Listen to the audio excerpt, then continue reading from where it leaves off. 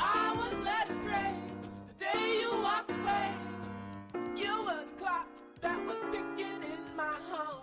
Changed my state of mind. Ladies and gentlemen, Love so hard to find. we got him.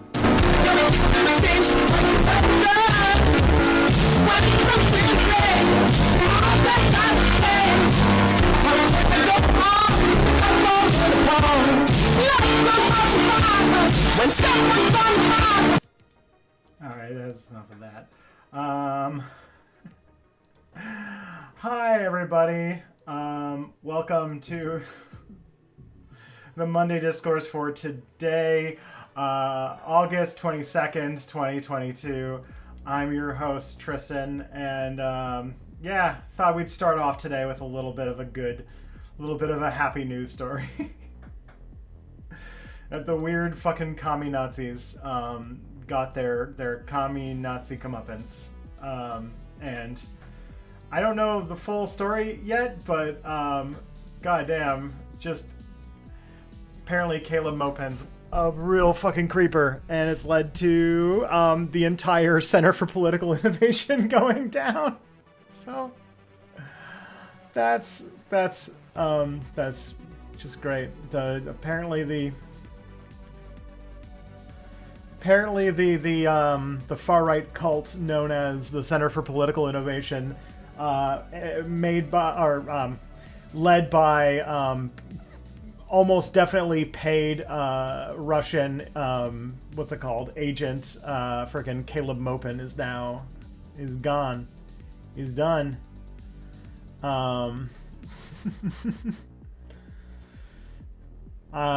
Who is he going?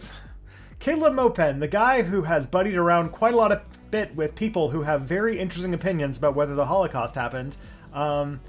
His little organization that's like, what if racism and communism is gone.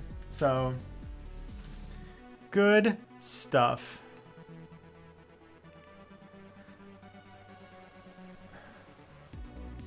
He's He's in Burger King heaven now.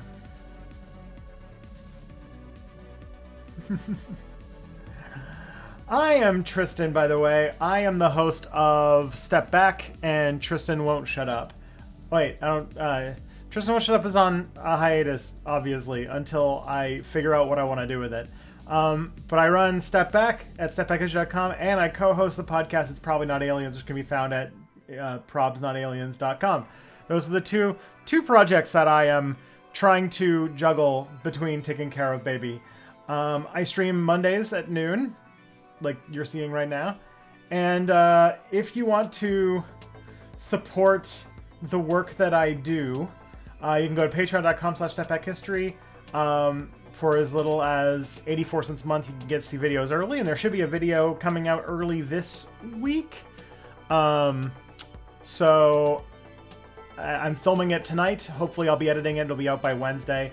And then it'll be live to viewers on Monday. So all good stuff. That is the current plan. And you can see it early for as little as 84 cents a month at patreon.com/stepbackhistory. Also for channel, if you get channel membership, you get all the same, all the same benefits as a patron of the same amount of money. So if you want to become a channel member, that is also a thing that you can do to help out the show.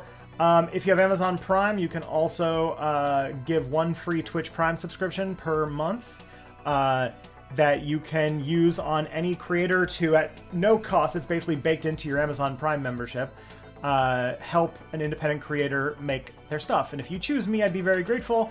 But if you do have Amazon Prime, it is a definite thing. You should try and use it on somebody every month if you can.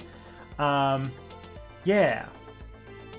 And of course, if you do have anything if you have money that you can spend and you're comfortable with that and you feel like I deserve it, super chats, bits, and Twitch subscriptions really help. You know, turns out babies are very expensive, and it's tough to, and sometimes it's tough to keep those ends meeting. So, yeah, whatever is comfortable for you, I'd be very grateful for it. Obviously. What else? Yes, content. So my latest video is on abortion rights and such. My next video, which is coming out on the 29th, is about Russia and Boris Yeltsin and the breakup of the Soviet Union. So if that's a thing, it's part of my like 2-part series that I started fucking back in March, maybe May, maybe, talking about Russia, the history of Russia, and the how we got to the situation going on in Ukraine today. That'll be coming out very soon. The script is done, and I think it is good. So we'll see some really cool stuff. Doing some cool stuff. Yeah. Also, if you want to submit questions for future streams, I'm going to put a link in the chat. You can, what's it called? Submit questions to the stream. I hang on to them for a month, so if I don't get to them today, I will get to them at some point. And yeah, if there's anybody who's new here, please make yourself known in the chat. We got a really great chat community that is now the Berlin Wall of chats versus of YouTube versus Twitch has been gone. There's now a bot that keeps both chats in touch with each other. So now you can the two chat bubbles can now coexist. So good on you, everybody. Yeah. Okay. But that is my whole opening spiel. How is everything in chat today? Let's see who we got. We got Pim, got Al, got Jennifer. Jennifer loves Screw It. We got Norton, I think that is. What else we got? Boring, depressed introvert. Okay. Orange Man. Die Quack. Amber Zach. Random. Sweet. Nice. Lots of good people. Yeah. Which one of us is East Germany in this analogy? Ooh. Well, So the stream start. Ooh. That is a tough call. Which one was the most populous? Because definitely the YouTube chat is the most populated. So. Ooh. Okay. Dr. Fauci retiring at the end of the year. That makes sense. He's been like high up at the CDC for a very long time, so it makes sense that he would that he'd be retiring, especially after the shit he went through with COVID. So, you know, I get it.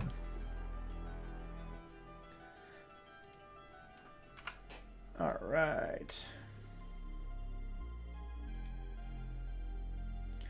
Hey, look, it's We're in Hell.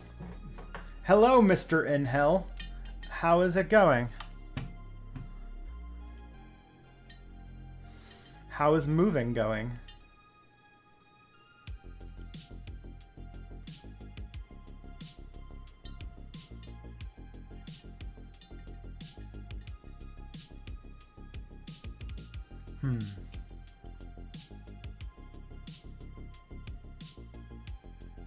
What's on your hard drive? Yikes. Oh.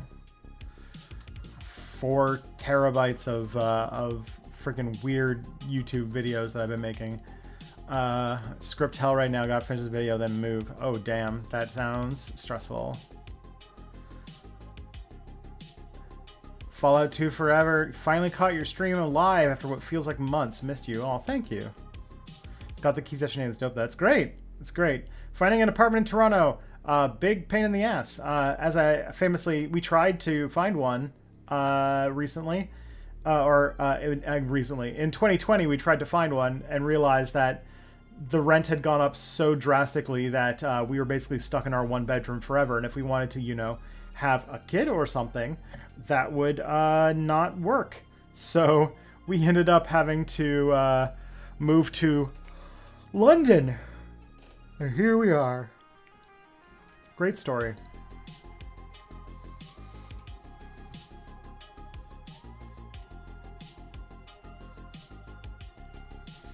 Oh boy. That's Echo Baz from Twitch. Oh, yes. I recognize you. Long time viewer, first time watching the live stream. Wow. Welcome aboard, Amber. That is cool.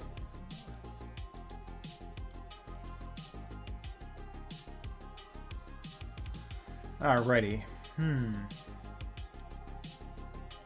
Should pin this message. There we go.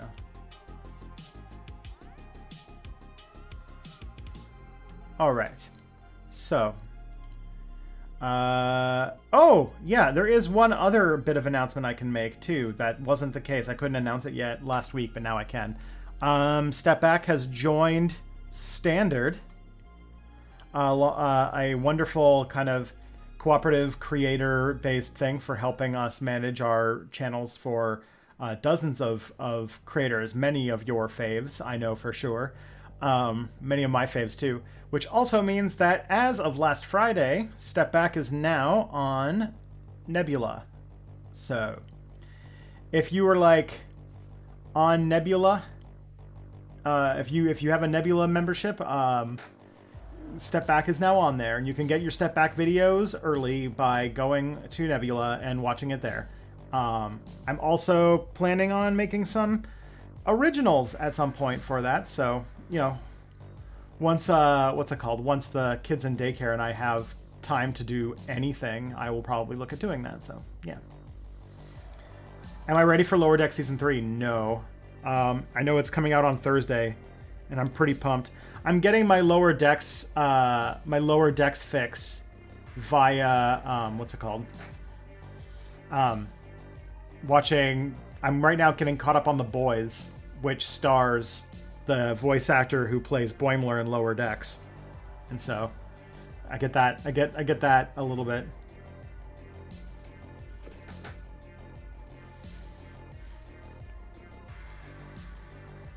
Someone was saying that so one of my friends was saying that there's a plan to, in a future season of Strange New Worlds, have what's his name? His name like Jack Quayle or something like that, right? What's the name of the guy who plays Boimler?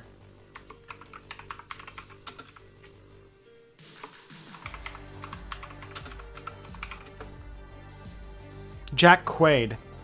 So Jack Quaid, who plays Boimler, and actually kind of looks like him anyway. Apparently there may be some time travel doohickeys going on where Jack Quaid will be playing Boimler in a live-action Star Trek show, which would be pretty cool.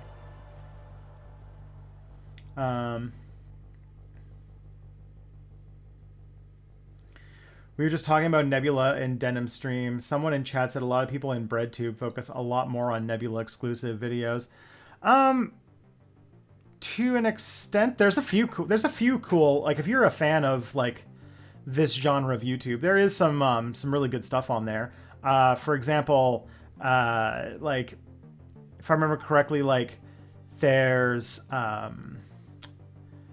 like Big Joel makes a lot of extra content for Nebula, which is pretty decent. Also, there's like a whole Philosophy Tube documentary up on there about the making of a video. There's also one for Jacob Geller too. So there's that. Is that Dennis Quaid's kid? I don't know.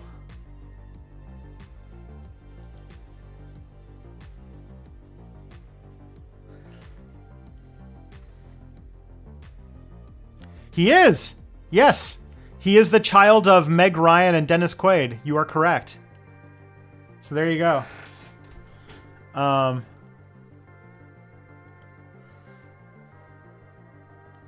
Good stuff. I know that, like, what's it called? I know that, like, the idea of, like, oh, Step Back is on Nebula. Ooh, big deal. It's another place where we can watch, or what's it called?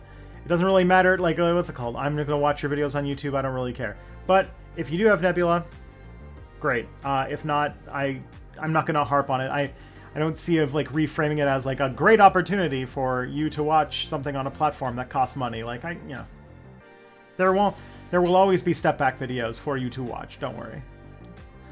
The exclusive stuff, I'm actually thinking more the idea that I'm kind of going with Nebula exclusive content is that I have some video ideas that I know would not perform well on YouTube, mostly because I have typecasted myself so hard into sad posting, essentially, that if I wanted to do something that was funny or like interesting in a way that was not related to, you know, the dreariness that is modern day society, then it would perform terribly, but it might make a decent Nebula original. That's my like plan to what I'm gonna do for my Nebula exclusive content.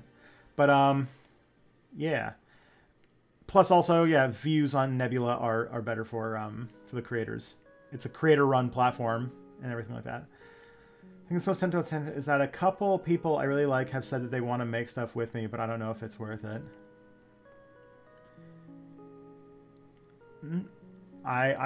Everyone I've talked to has said it's a good deal. Standards. This is more, not so much a stream conversation I think to have. Yeah.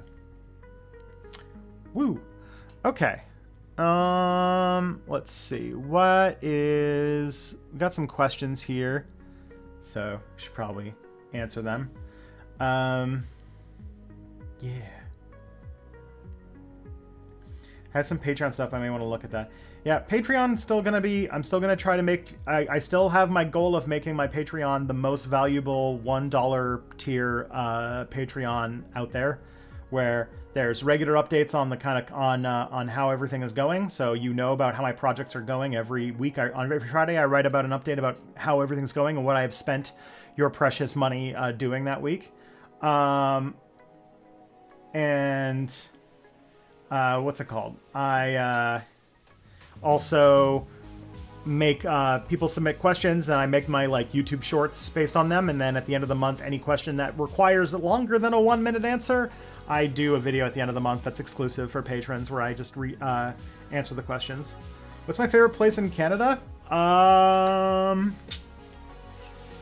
really... What's Vyvanse? It's a ADHD medication. My favorite place in Canada is... I know this will get me in so much shit, but I really like Toronto. I've lived there.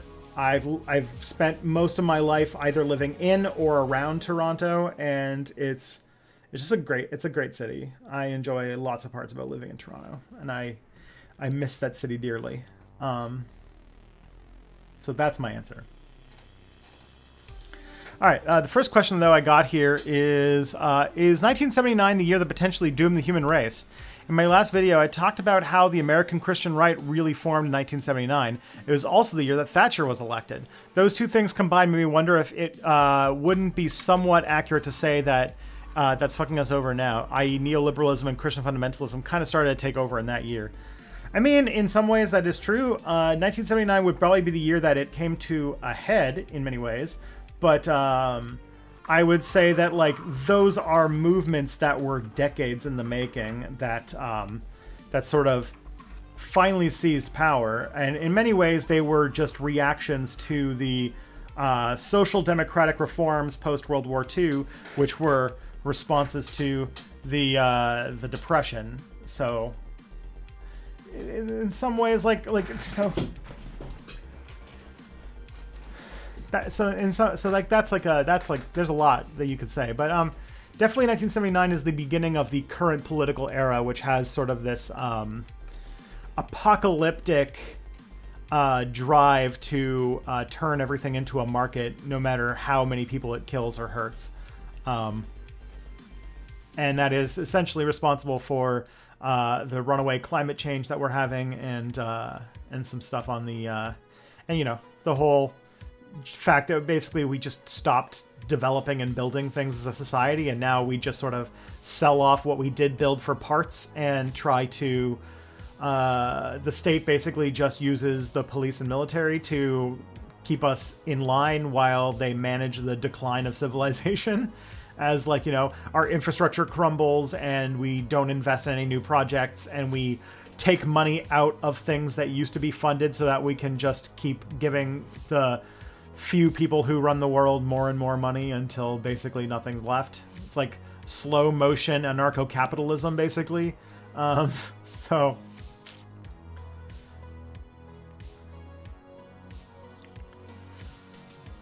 Yeah.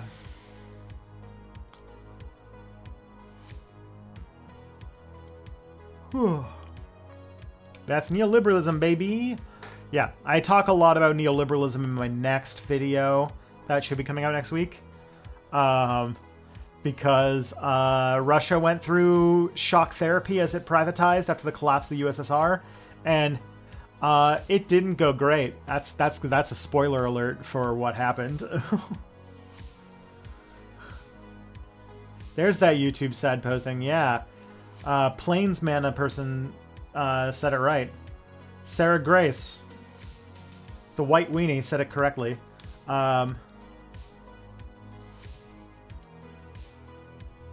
Sorry, I've been because I spend so much thing about having a baby is that it's hard, but it's not difficult, and so like I need stupid busy boxes to keep my brain busy, and freaking Magic the Gathering shit has been on my mind a lot. And then you show up with this white mana symbol as your profile picture, and it's just like, oh yeah. Even though I don't have the money to play paper, so. Will I ever return to an academic institution? I mean, not in the way that my life currently is. I could see some situations, some scenarios where I would. There's been a couple things. Like one, when my son grows up a little bit, I may be tempted to, like Kelly and I have talked about the possibility that if I could talk like a university into doing some sort of project where like I did a PhD thesis that was about history communication and public history through my YouTube channel, and used like the sort of like did like some like deep research and analysis of my YouTube channel to talk about the public dissemination and consumption of history as a PhD thesis. I might do something like that.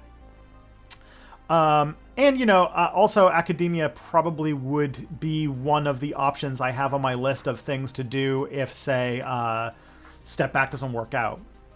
Like at the moment, Step Back is, because of, the baby and like losing a bunch of my ability to make videos as fast. Step Back has shrunk quite a bit in 2022, and I'm trying to get it back, or at least keep it going. And if it keeps that way, if I can't get it back to where it is, I might have to, probably not stop making videos, but I'll definitely have to step down quite a bit of the effort I'm putting into it, just because it's not making enough to pay the bills. And so I would have to go and find a job, and going and trying to finish my PhD would be at least some form of income for a few years. So that might be a thing I do, but we'll see. We're not there yet. We're very far from there. That conversation is still quite a ways away from happening, but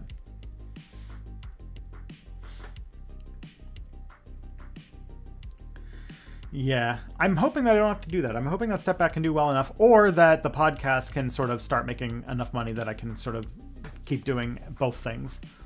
That's the hope.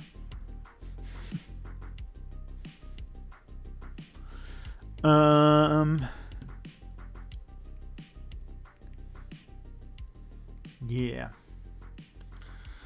All right. Should we be concerned about natural-born citizenship in a post-Roe America?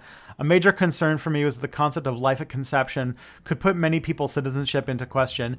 If a person in France gets pregnant, moves to the U.S., and gives birth there, Republicans may try to claim that their kid is not an American citizen because life apparently began while their parent was in France.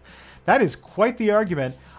This is the thing, is that a lot of the anti-abortion laws don't necessarily define when life begins. They just make it illegal to terminate a pregnancy.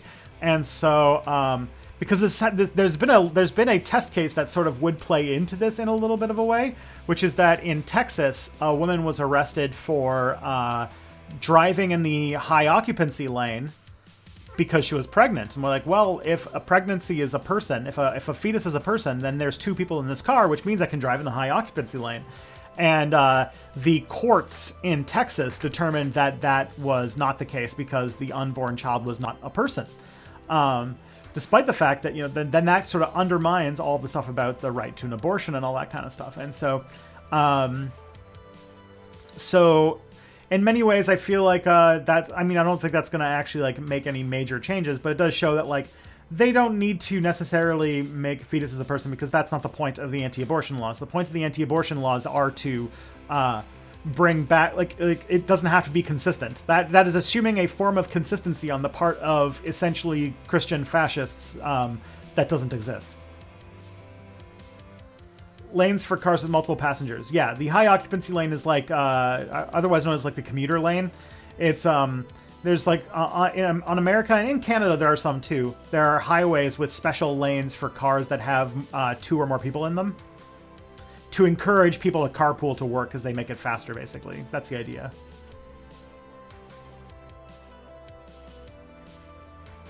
So it is like a weird way to try and encourage less car use without having to do something like, I don't know, make public transit that doesn't suck.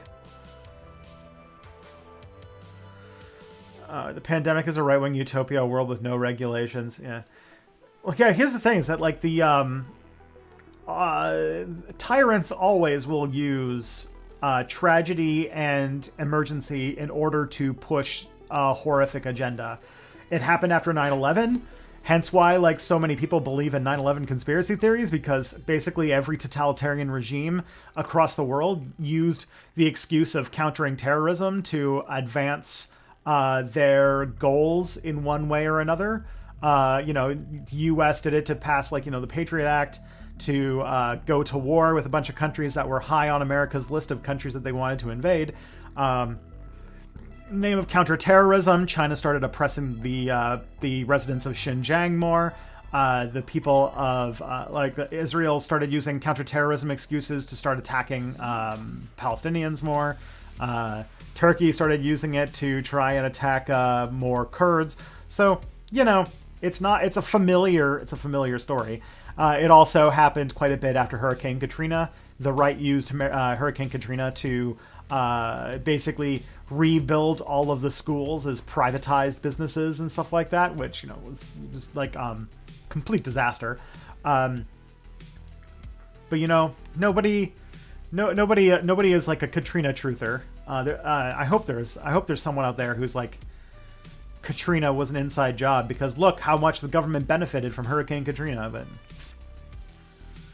what if we put a special paint on this lane and you make a public transit happen? Yeah, basically. That is correct, Plains Mana. White Mana. Oh man, that's my privilege. I'm a white mana. I am a white weenie. It is fair, there is privilege involved. I've never seen a set where white does not do well, so.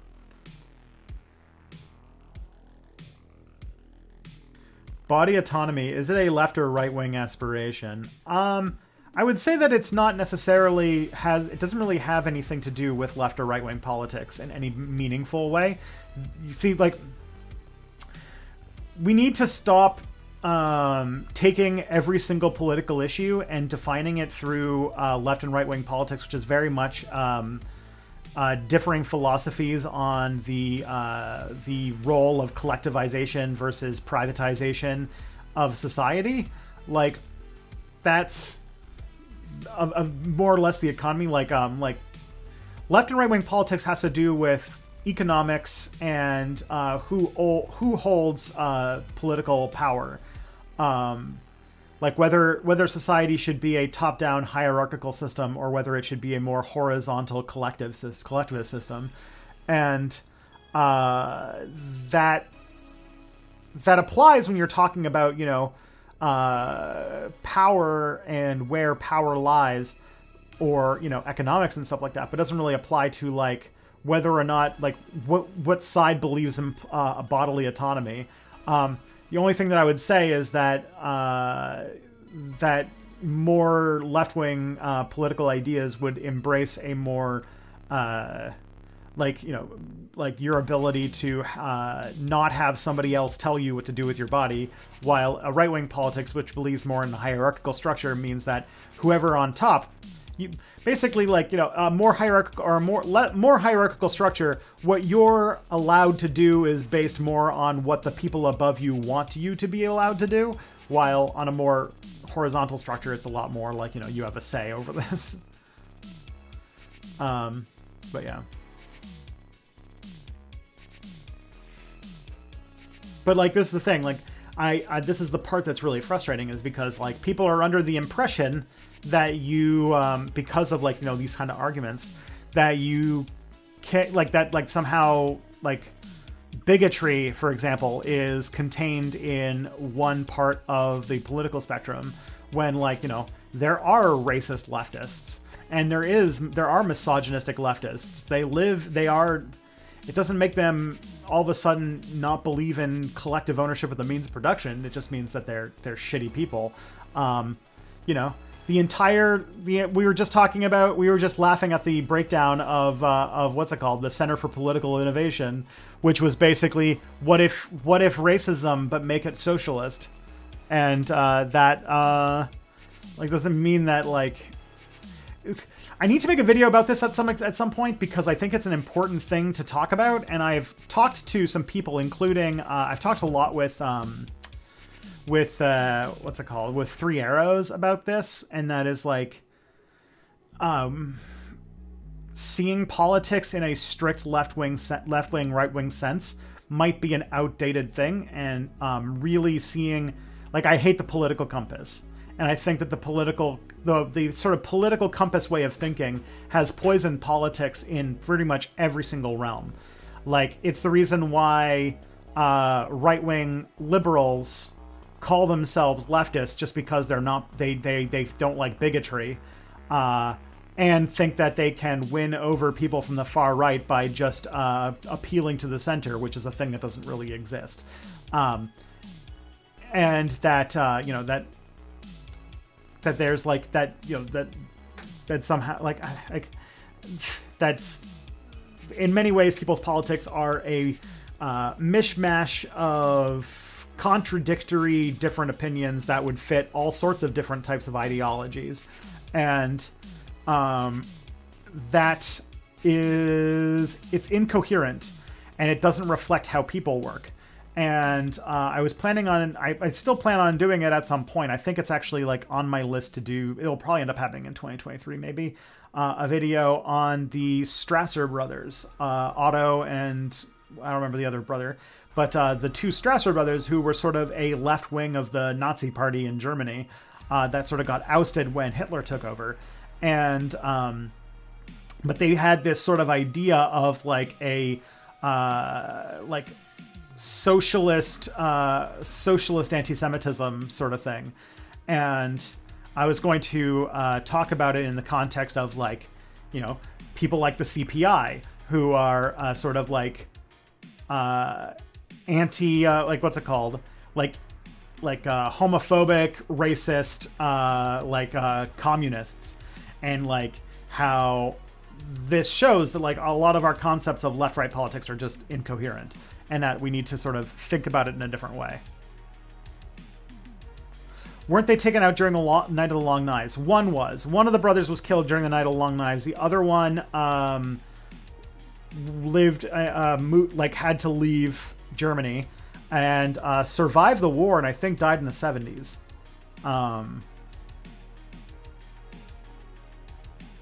But the one who was like, yeah.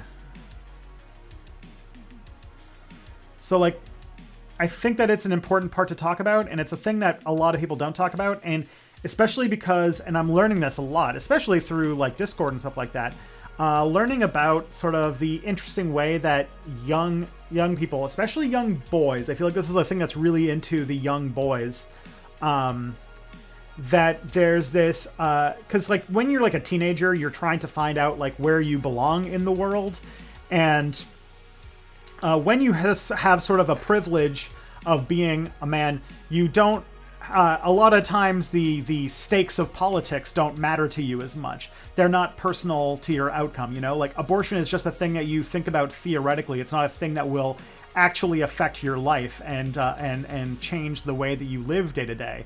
And so a lot of these teenage boys see politics more as like a series of sort of identities that are just based around theoretical things, which leads to sort of shopping around and trying out different identities, like many teenagers do. Like when I was a kid, we didn't care that much about politics, but like, you know, we tried like being part of different scenes, being into different music cultures and stuff like that. But today it seems like there is like at least a contingent of very online young men who try different ideological camps. And you see, like, I saw there was like a guy on Twitter who's like, who must have been a teenager, who's talking about how he went from like radical centrist to fascist to Nazi to communist to liberal to like just had this like long list of like 16 different, extremely different ideologies that this person went through in a very short amount of time. And I think that speaks to like in many ways like the political camps, and also that like, you know, again, I think there's something to be said about that. And I also think that this is the part that's going to be really spicy and get me in trouble, is that I think that Kaiserreich, the friggin' Hearts of Iron mod, feeds into that in a weird way that I think is not healthy. Which will definitely, I think, get me... that's the only way that I could 100% alienate myself from my own audience, is to talk about that part. But I don't think it's just Kaiserreich. I think it's like, I think that there is like a contingent of Paradox fandom in general that has this sort of problematic aspect to it. So we'll see. I don't know if that's too ambitious for me to, or too esoteric for something that would actually work on YouTube, but it's a thing I've thought about. When we were teenagers, we never met. We grew up in Borington, which is still boring. I live in Toronto now. Yeah, when we were teenagers, we never met. Are we like the same age? Did we go to the same high school? Astro, what high school did you go to? I think we've had this conversation before, but I forget. And also, what years were you in high school? But yeah. You went to Brock. Okay. Really? Okay. I had one friend who went to Brock for 1 year. Because 1999 to 2004. Okay, so you were a little bit older than me. That's a little bit part. Okay. When I was in high school, Brock had a bit of a reputation because it's a trade school, and Ontario was going through this whole thing where they were trying to encourage less people to go to university and more people to go into the trades. And so they were always doing all of these like presentations to be like, hey, you could also do trades. You don't have to go to university like we've been pushing for the last like 30 years. You could also do trades. But then at the same time, they also... anytime somebody's grades were doing too bad, like if you failed a semester or something like that, one of the things they might do at my high school to punish you was transfer you to Brock for a year. Which doesn't help the whole hierarchy of things. This is rough. But as you also know, Astro, Brock doesn't exist anymore.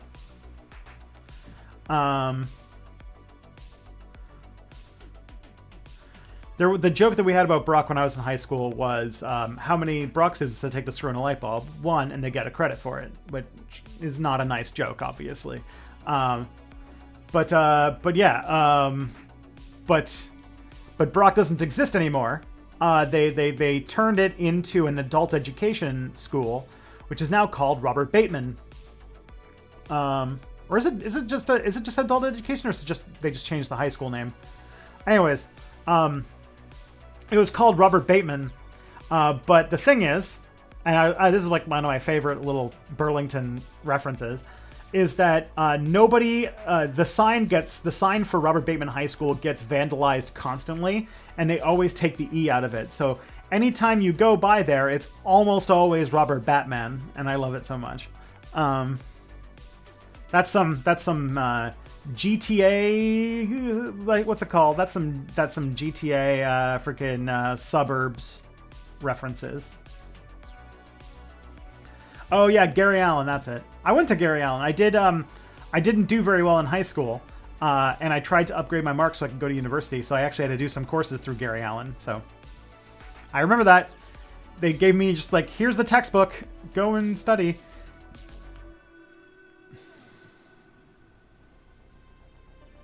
What's an adult education center? It was basically like a place that you could go to do high school classes, self-directed basically. So like, you would sign up for like a high school class, they would give you the textbook, and then they would say like, read the textbook, do these papers, come back and you can get some high school grades, or you can get some high school marks. Robert Batman was not an adult school, it was a mix of regular high school and trade school. Yeah, that's it, that's right. I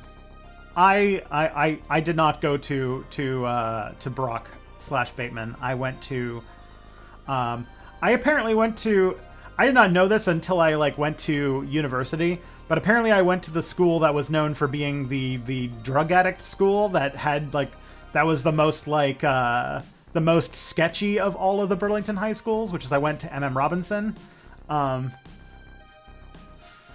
Which is mostly famous because it was the school that, what's it called? The victim of Paul Bernardo, who lived in Burlington, she went to the same high school as us, Leslie Mahaffey or something like that, and we had our swimming pool was named after her.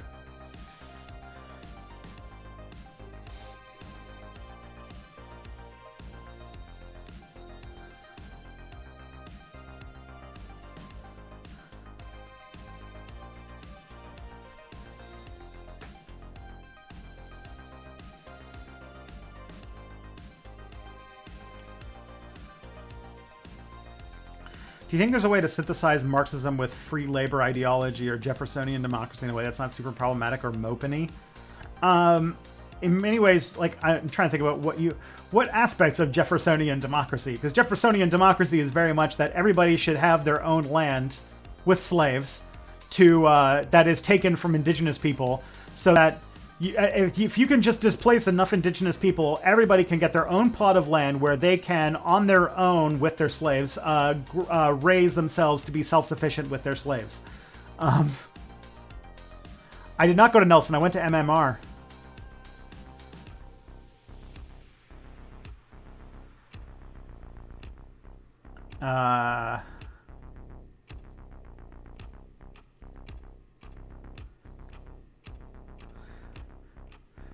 But yeah, the whole thing about Jeffersonian democracy is that it's like just not, it's not very, it's very much like if I can remember correctly, the sort of like yeoman farmer ideology of like, you know, every person sort of is sort of, yeah. Now people owning their own workspace, sure, like that's great. I love that. If you want to like find something that sort of mixes the sort of Jeffersonian ideal of like owning your own workspace and free labor, then I would look into a little ideology called anarcho-communism, or syndicalism. Those two are like kind of like ideas of like, you know, or anarcho-syndicalism if you want both.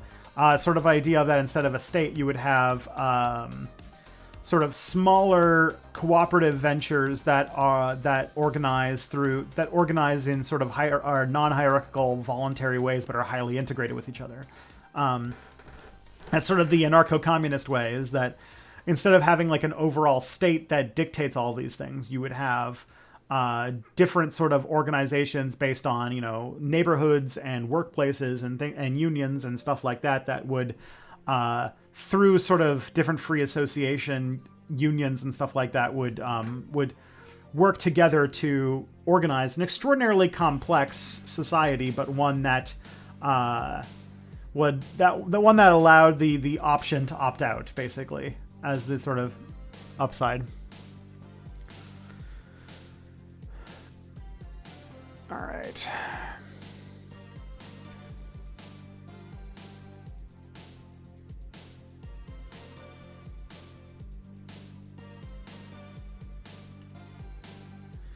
Back in 2008, I never asked to meet up. Assumed we would see you around, never ran into you. We both live in different cities now. Yep. You say you live in Toronto, I live in London, so that happens.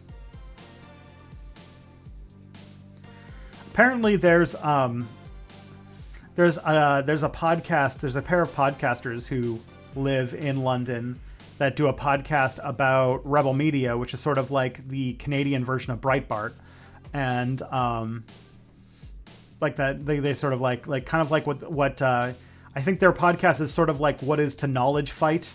What Knowledge Fight is to InfoWars, these guys are to Rebel Media, and because they were talking about it's probably not aliens. It's like, wow, we have so many weird podcasters who live in London. It's like, oh, that's true.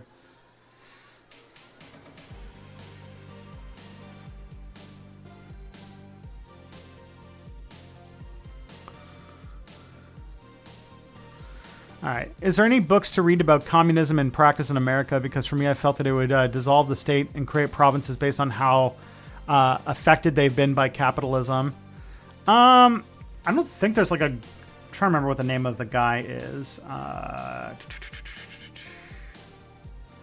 Because there is an American sort of like leftist leader who is basically the person behind democratic confederalism. That is sort of the closest thing to like an American sort of strain of socialist idea that you could think of. Which was like, you know, big on like, there's sort of Abdullah Öcalan is also known as the big person with it, but he was inspired by somebody else, and the name is escaping me right now. Murray Bookchin, that's it. So if you were thinking about like what like a sort of like American communist thinker that sticks out as someone who would probably be good to read, it'd be Murray Bookchin's books.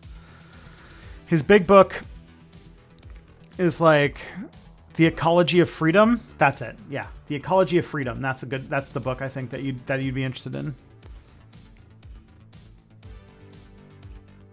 It's very much about environmentalism and anarchist stuff.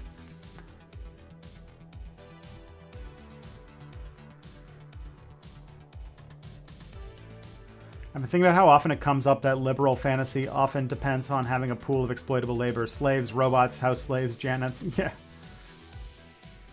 Wait, is that a Good Place reference? Oh yeah, because I guess that is like a liberal fantasy place, right?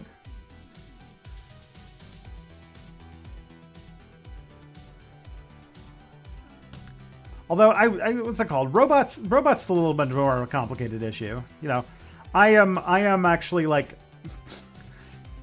I'm not an anarcho-primitivist. I do actually think that automating a lot of menial labor would be an overall good for society. For everything, no, obviously, but there's definitely like something on that with that. But I think that in many ways, like having more opportunity for labor to be something that is enjoyable and chosen rather than something that is required to live would be great, which means that any labor that is universally undesirable should be something that we should be looking at to automate away. That's something I would prefer. Yes.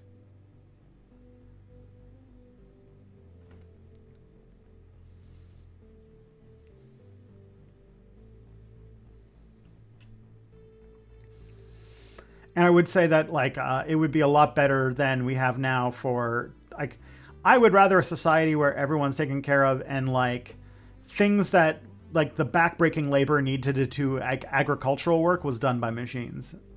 If we could do that without ruining the lives of people, that'd be great.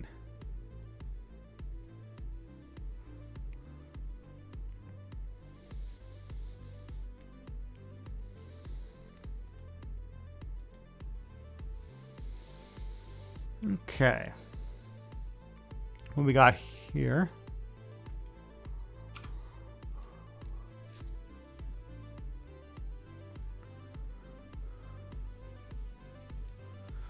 Based on your knowledge of this kind of stuff, how likely do you think that the current investigation in the U.S. will lead to the downfall of Trump and or his collaborators in Congress and the courts? So I'll put a couple things into this. So, I think that there's some stuff to say on this. So first of all, the story, as far as I can tell, goes is that there's some evidence that Trump took. It's either like nuclear secrets or like nuclear codes and had them in Mar-a-Lago, possibly with intent to sell them to Saudi Arabia. The details are obviously not exactly forthcoming at this point because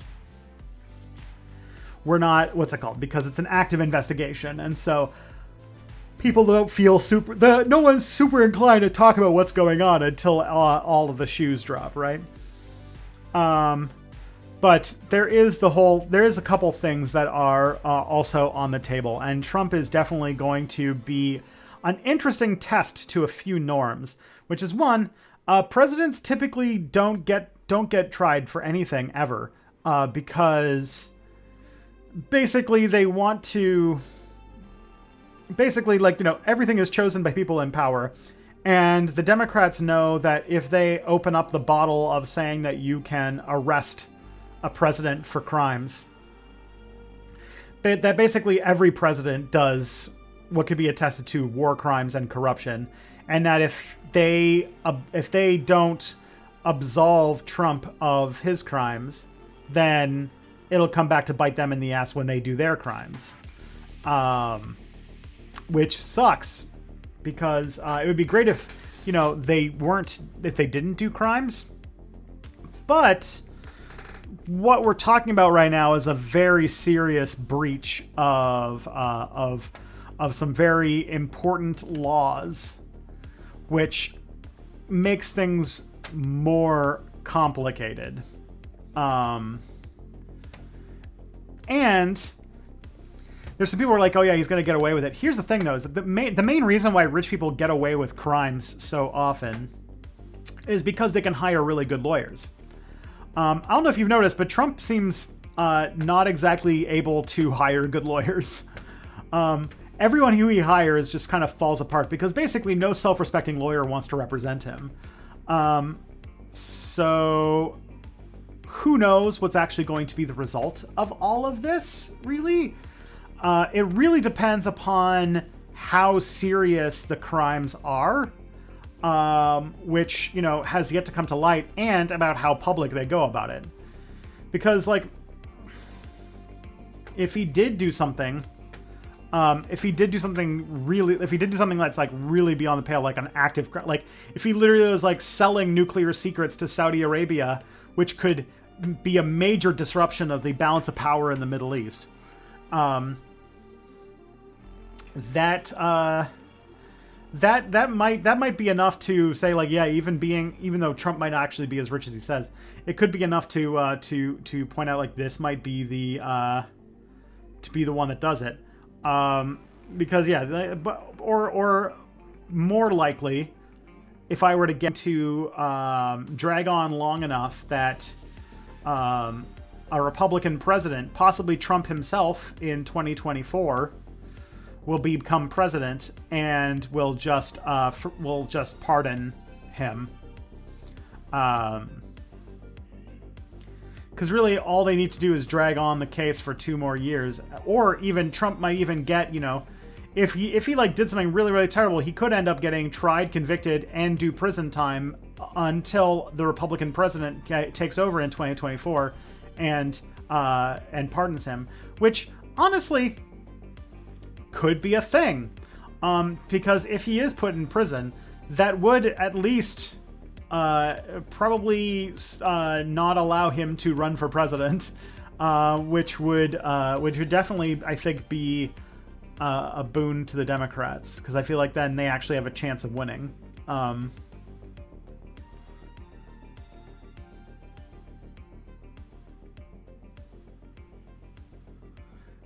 But yeah. So yeah, so it's either going to be Trump. It really depends. If Trump did serious crimes, stuff that they really like unambiguously could not look the other way about. They'll either keep that under wraps and pardon him anyway, or just not pursue it, because that would be, or they'll do like an Oliver North, they'll do like, not Oliver North, they'll do like a Charlie Wilson's war type thing. Not Charlie Wilson. What the hell am I thinking of? They'll do an Iran-Contra thing, and they will find somebody in Trump's government to pin on it all to go down for the administration. Who's not Trump himself. Just so that the sort of like immunity of the president to any and all consequences of his actions would still be in place, which I think both parties are interested in maintaining.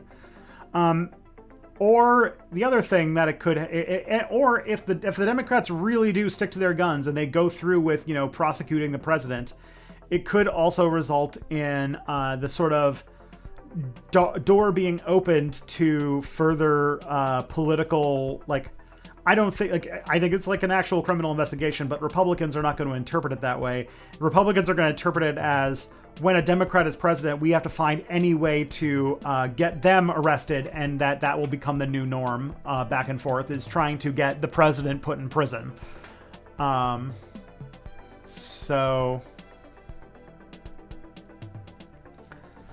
I don't know. I don't think that's a thing that the Democrats want. So I have a feeling that it's going to go away. Unless the only way that it won't go away is if what he did was extremely bad and it gets made extremely public, like it gets leaked or something like that, then that could be a real big deal, and then that could lead to a further dissolution of American politics for what essentially would be Donald Trump getting the proper consequences of his actions. Like, this is the thing. This is the part that makes American politics so fucked up, is like, if the law is carried out as it should have, it'll be a major destabilizing force in American presidential politics going forward. He could also be prohibited from running for the presidency. That is true. And the Democrats are probably pushing this so hard because they just want to do that.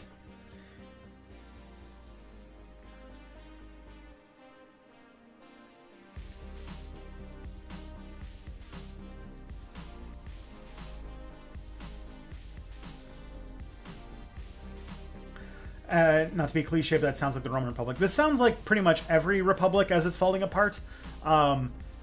If they start trying to tag crimes on and arrest every single president, that is sort of the beginning of like, that becomes like now a tool for coup d'etats and stuff like that, which America is sort of like has a lot of things to sort of prevent coups from happening.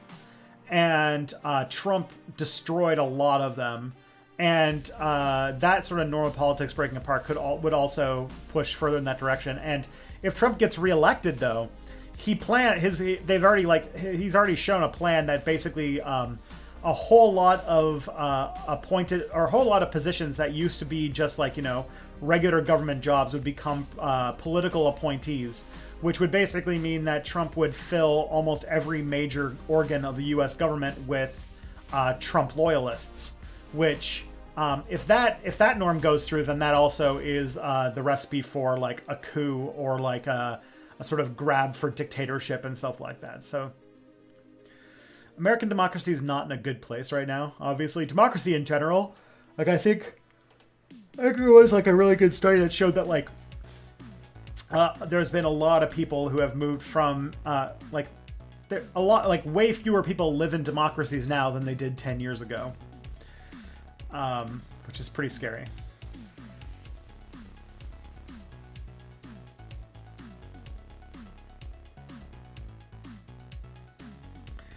And unfortunately, that destabilizing thing would happen, and this is the sort of thing I keep going back to, is if they did the right thing, it would cause the destabilizing issue, which... yeah.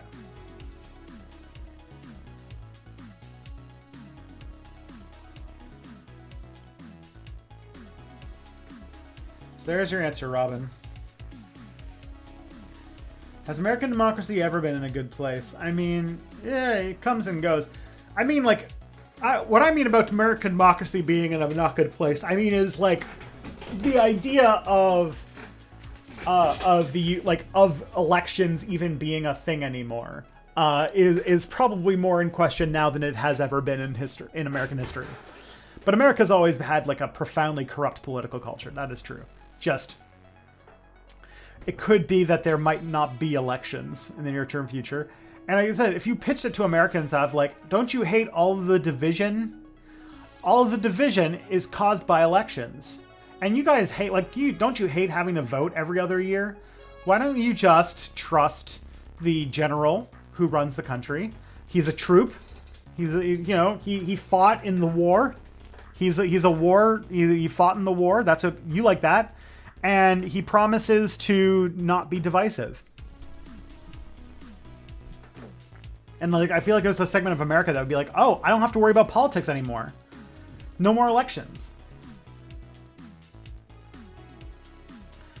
Sorry, I should clarify. Have the Americans over sanctity of the office of the presidency because they're bending over backwards just to preserve the dignity and sanctity of the role of the president? Yeah, I think so. America is like, so the thing is that like America's presidency is different from like a lot of other presidencies, because the presidency of the United States is like sort of closer akin to like the role of a monarch in a monarchy, like not a constitutional monarchy, but like a monarchy, maybe like a constitutional monarchy in the sense of like England in the 18th century or something, where the president has like a whole lot more power than your typical president. Like Germany's president is almost a non-person, is like a non-factor at all. Our head of state, Queen Elizabeth II, has almost zero power. The only country that has a presidency as powerful, like as an office of the presidency as powerful as the United States, would probably be Russia or Turkey. Those are two countries where the presidency holds a lot of extraordinary powers that a lot of other countries don't have. And I feel like it's a different type of beast than like the ones you like the kind of like presidencies you see in like Europe and stuff like that.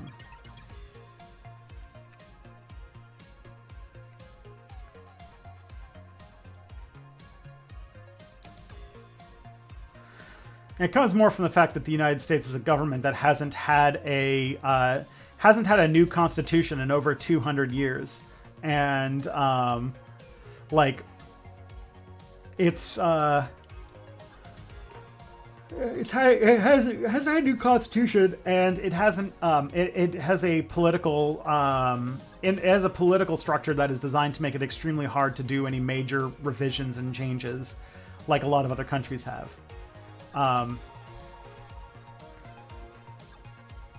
Can't the Queen dissolve the Canadian Parliament? Yes, technically, yes. She could order the sort of dissolving of Parliament if she wanted to. She doesn't particularly give a shit at them. And most of the time that's done through the Governor General anyway. I want to say, Meow Meow, thank you for the $10 super chat. Also for the $5 super chat. Never met a non-American kid who wanted to be PM, but the role of the presidency seems to be something that's constantly pushed in their education. Yeah, I knew a non-American kid who wanted to be prime minister. He was my arch nemesis, who I've talked about a few times on this stream, back when I was an undergrad. He wants to be prime minister. He basically had no other job that he wanted to do with his life. His politics were sort of really out of line with the Liberal Party, but he wanted to join the Liberal Party because he wanted to be prime minister. Like, it was wild. He's also absurdly rich.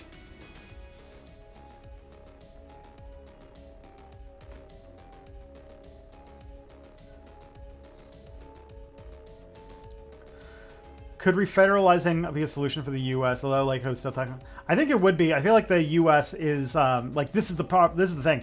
The U.S.'s political structure and everything like that is there are like countries have been in messes like this that have has had solutions. For example, France had a situation where their political structure was really shitty in the 1960s, and they declared a new republic, and they made a new constitution, and basically started the country over. They did like a hard reboot of the country in the 60s. America would probably have a harder time doing that in a way that doesn't involve mass violence, which is bad. Obviously, I don't want violence to be a thing that is a major part of America changing. Just that the U.S. needs some like major changes, and it does not have a political structure that is conducive to doing that.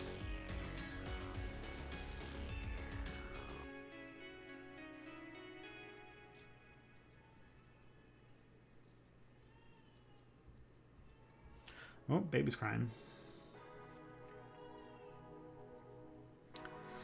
Him and I are going to go for a walk after, what's it called? After this is over. And then go walk to the coffee shop. Get me a, depending upon how hot it is outside, get me an iced coffee. Or just regular coffee. It's 23 degrees and raining. What does that say? What do you get? What do you get? What coffee do you get when it's 23 degrees and raining? Chat, sound in. Do you get an iced coffee? Do you get a regular coffee? Do you get like something like a London Fog?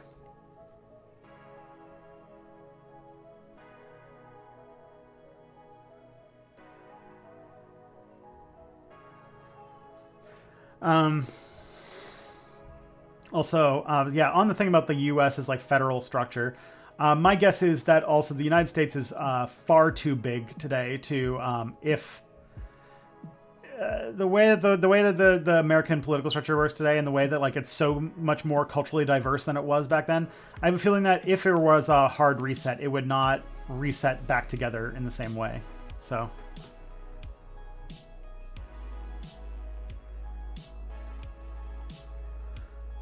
But yeah, the U.S. having to make a new constitution feels like just because the Americans have like almost religious reverence for their constitution, which like no other country does. So it could be huge.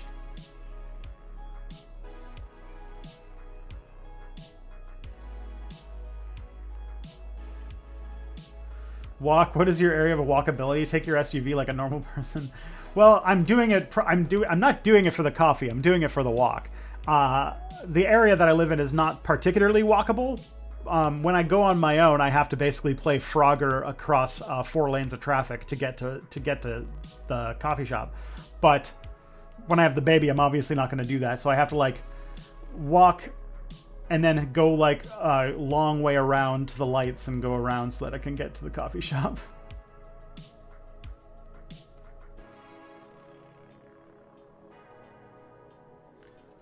It's annoying, but you need the exercise. Yeah, I play, what's it called? I play Frogger almost every day when I have to go to the coffee shop across 4 lanes of traffic. It is like not the most fun thing in the world.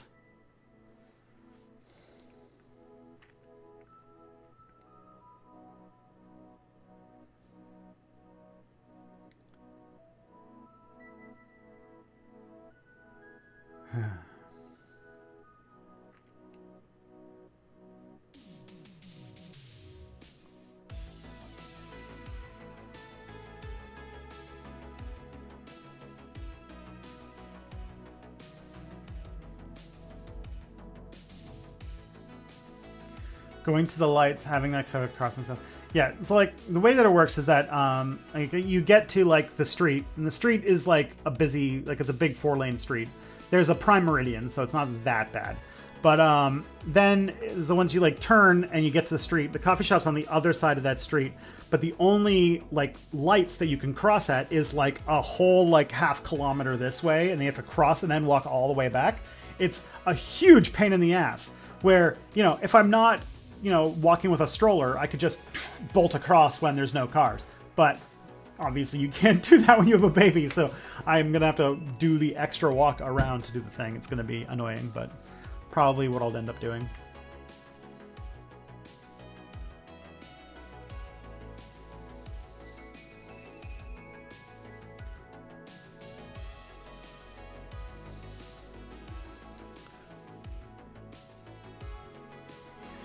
folks in the global south have advanced Frogger skills. They can literally cross freeways on skate. I know I've seen it when I'm in Mexico. There's this in the Yucatan. There's this huge highway that basically starts in Cancun and goes down the coast to all of the different resort towns. It's like a 7-lane highway, and I have seen so many people crossing that street while I was on it. It's huge. It's wacky.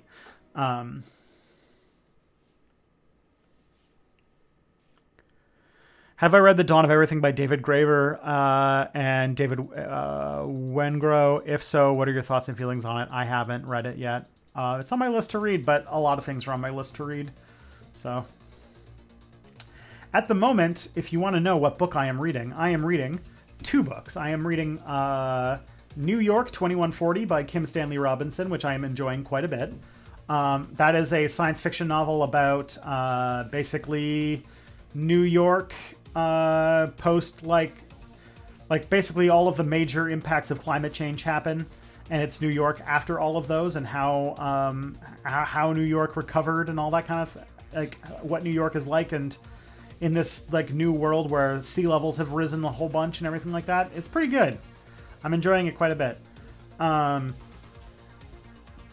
the second book that I'm reading right now is The War of Art, which is sort of a book about the psychology of art, the psychology of creativity and all that kind of thing, and different parts that are difficult about being a creative person and how to overcome them.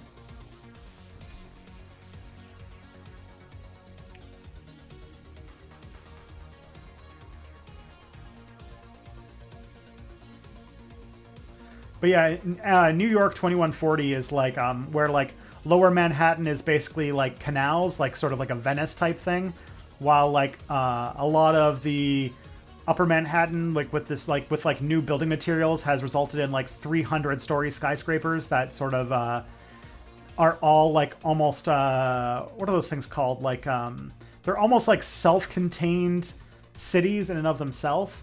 And that the government, which has become pretty much privatized at this point, doesn't really do anything for anyone. So almost all civil services are done by the building you live in. Like the apartment building you live in, all of them are like co-ops. And like you eat food that is farmed in the building.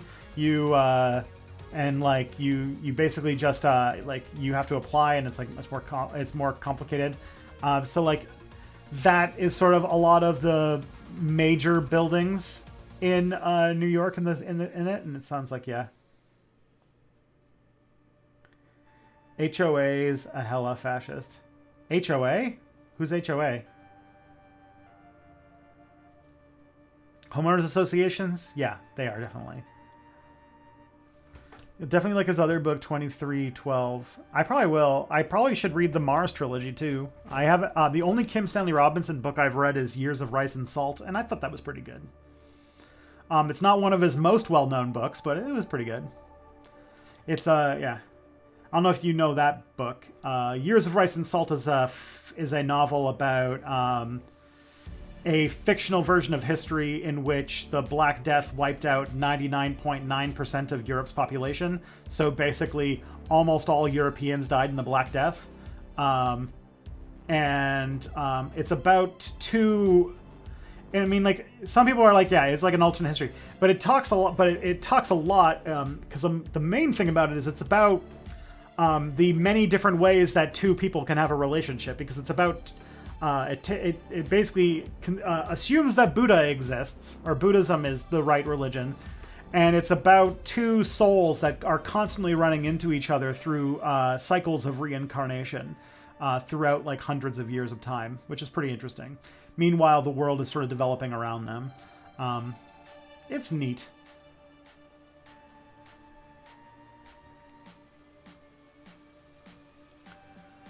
I wouldn't say it's like my favorite book ever, because it doesn't have it very much falls into the alternate history thing that I hate, which is that it gets way too preoccupied with telling you about the setting that it forgets to tell you like a story, like to give you a really like cohesive story. And in many ways, Years of Rice and Salt is more of like a collection of short stories than it is like one novel. But if you read it that way, it makes a lot more sense.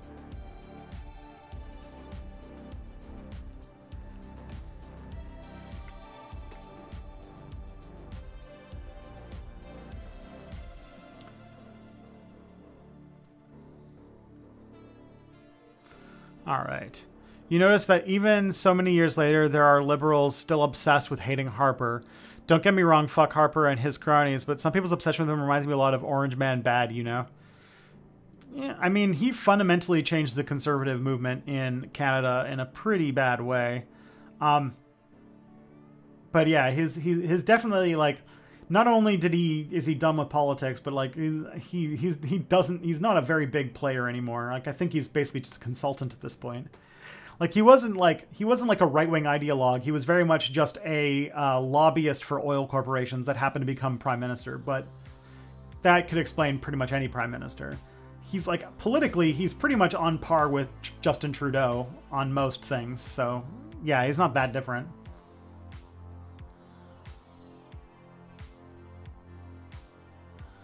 Orange Man is definitely bad.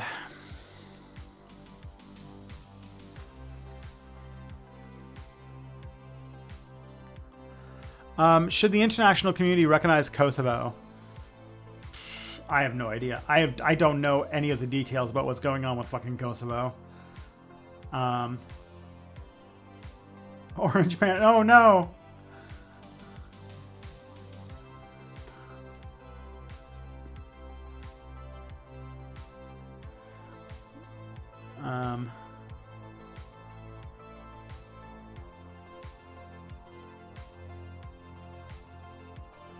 The HOA was in North Dakota was like no solar panels, no partially underground homes, no greenhouses. Oh God. Yeah. Luckily, where I live, there is no HOA, which is nice. I live on a street that has sort of mixed residency.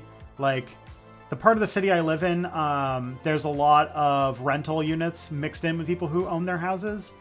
And furthermore, it's very much like a sort of champagne socialist community. It's very much like a, very much votes similar ways. The guy who lives across the street from me is like a white guy with dreadlocks, so it's like that kind of vibe, very crunchy, very hippie type part of town, which I fit in great with because yeah.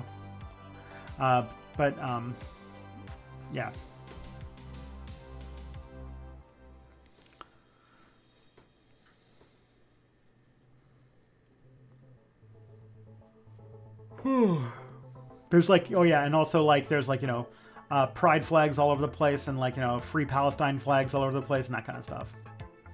It's a nice little oasis, I guess. Part of walking to the coffee shop, though, I go and walk through the richer part of town, where it's considerably less nice, and the people are the lawns are bigger and the people are meaner.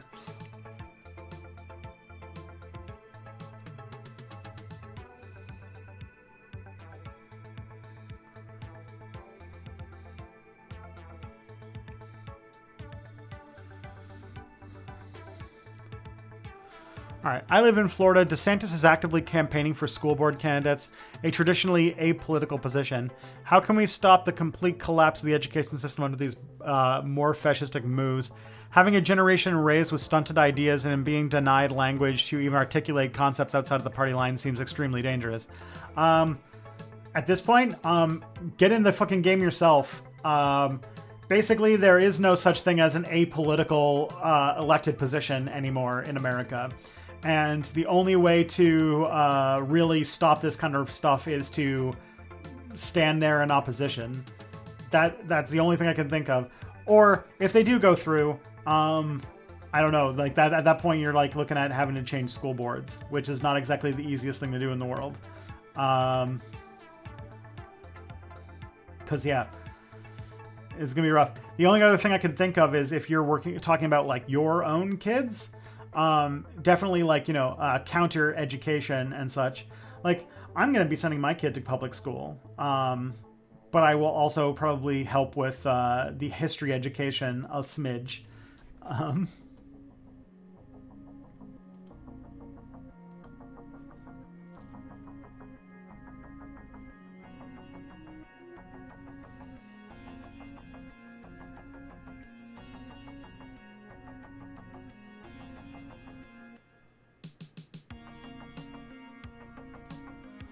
Let's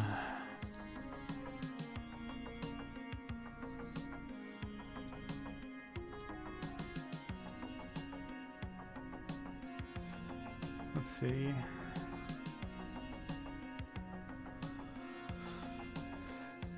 But yeah, unfortunately,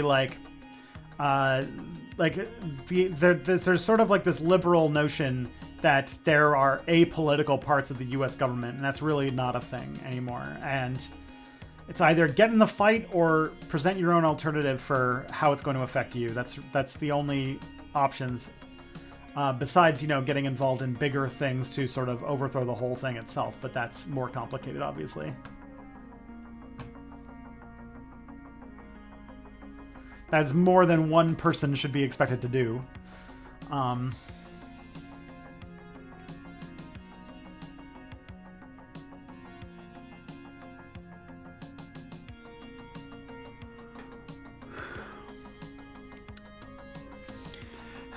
How do you get people to focus on undertaking actionable things as opposed to simply getting tangled in minutiae of identity and sexual orientation? I feel like the identity politics of the left are a lodestone holding back momentum.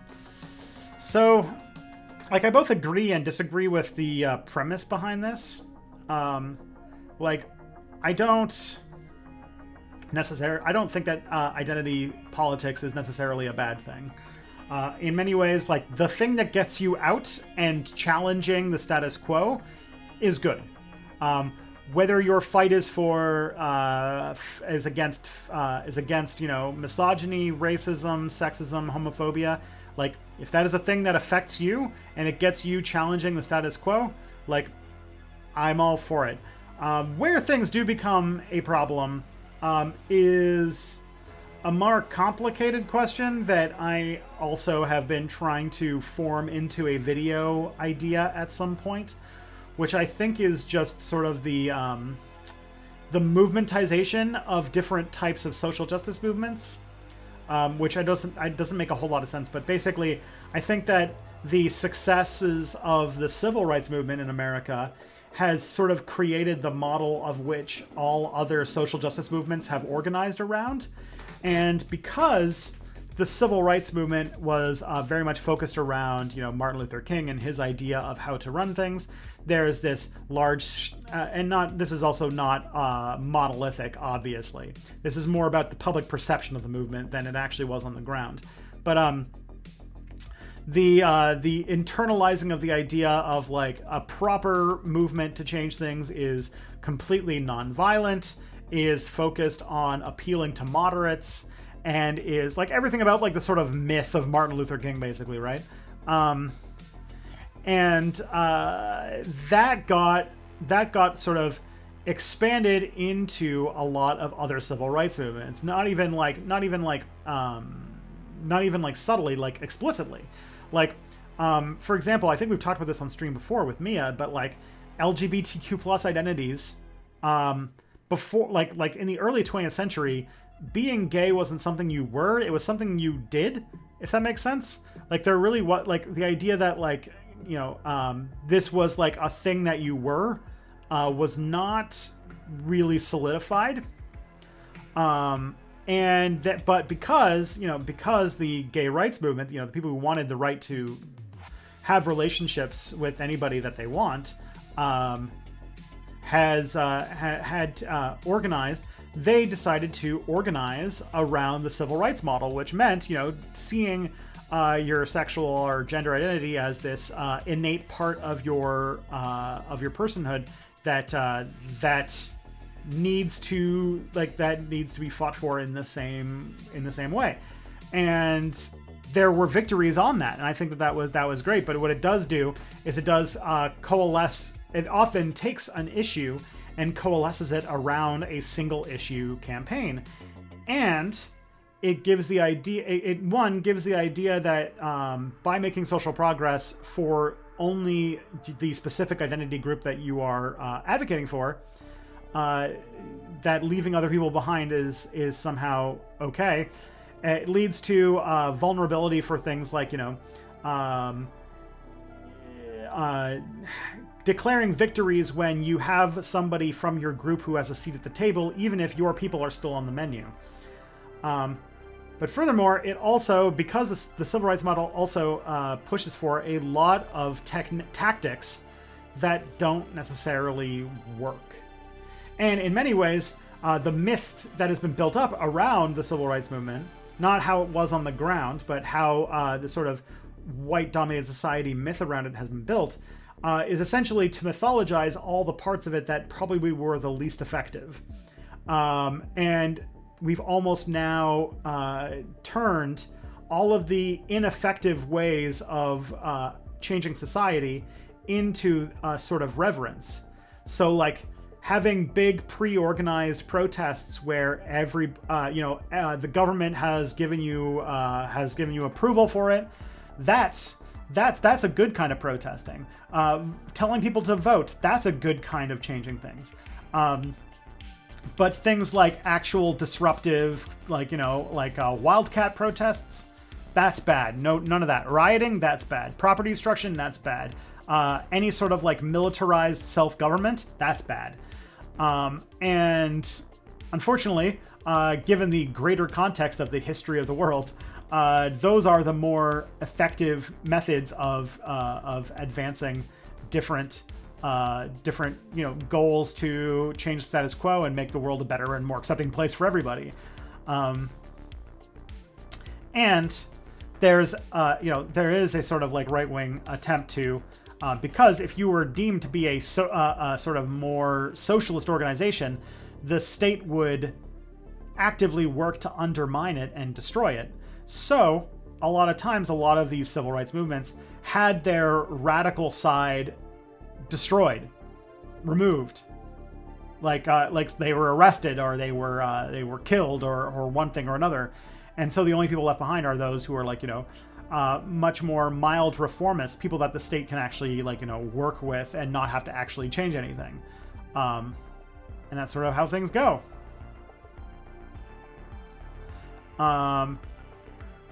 But there's no way to talk about that. I haven't figured out a good way to have that kind of conversation that doesn't end up with me sounding like I don't think that. There's no good way for me to talk about this in a constructive way that doesn't make me sound like I think the civil rights movement was bad, which I definitely do not believe.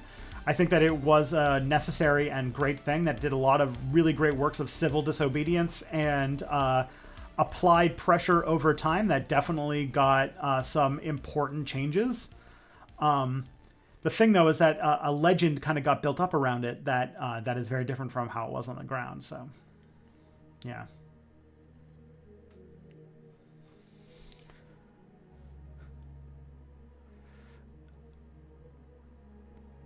But I do think that, fighting for racial justice, fighting for LGBTQ rights are important. And if it is you're in for thinking about changing the world to be a better place for everybody, then, I'm all for it. However you come to that, I'm happy that you're doing it.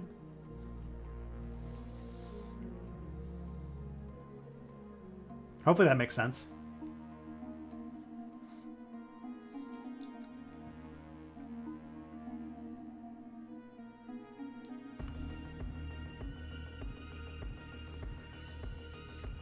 The other thing, too, is that it's very much like maybe not the video that some white guy should be making.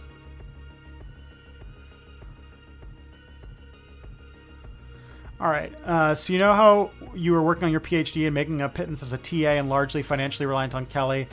I'd guess/hope this wasn't the case with you because you have very woke beliefs about gender roles.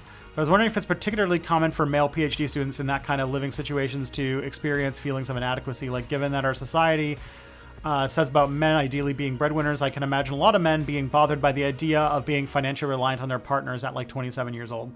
That wasn't always the case. Kelly was also a PhD student when we first started dating. Actually, when we first started dating in 2013, I was a master's student and she was a PhD student. But she graduated in 2016. And we just kind of kept being together and we built our lives together. And I think that in many ways, I think that it, I can understand that impulse. I don't know. I don't know if it's particularly gendered and as is more just it is gendered in a particular sense, which is that some of the domestic labor that I do is not considered on par with, like, money-making labor.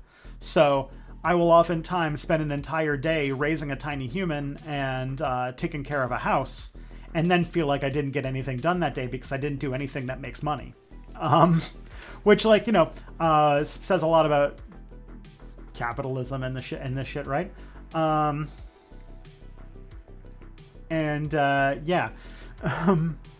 But that's not, like... I think that there is an aspect of this that does come up. I haven't heard a lot from, like, stay-at-home dads. I'm not, like, well connected with that community, but I'm sure it happens. I can already see it, but I think that it has a lot to do with, like, the economic angle and such. There's a gendered angle to it too, though. I'm just talking in circles. So I guess long story short is, yeah, true.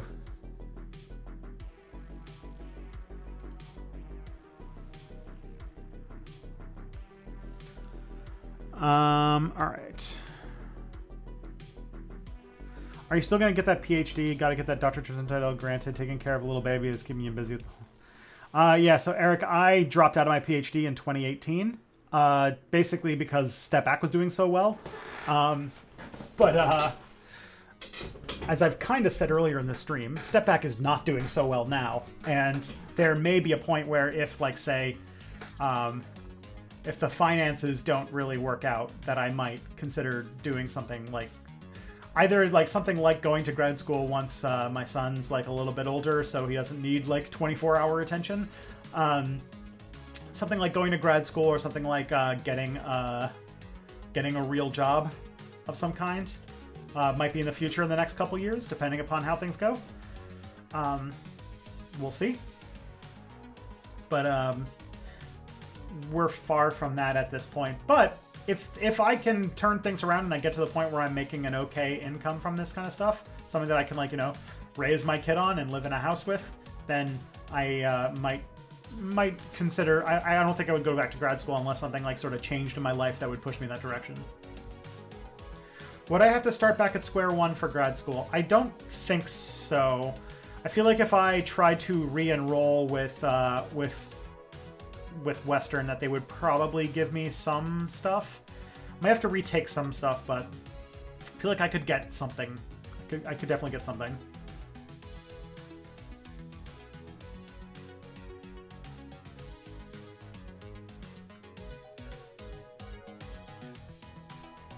But trust me, you're not the only person who's pressured me. Like, my mom never forgave me for dropping out of my PhD. And she still is, like, convinced that someday I'll do it. If she just bothers me enough, I'll eventually do it.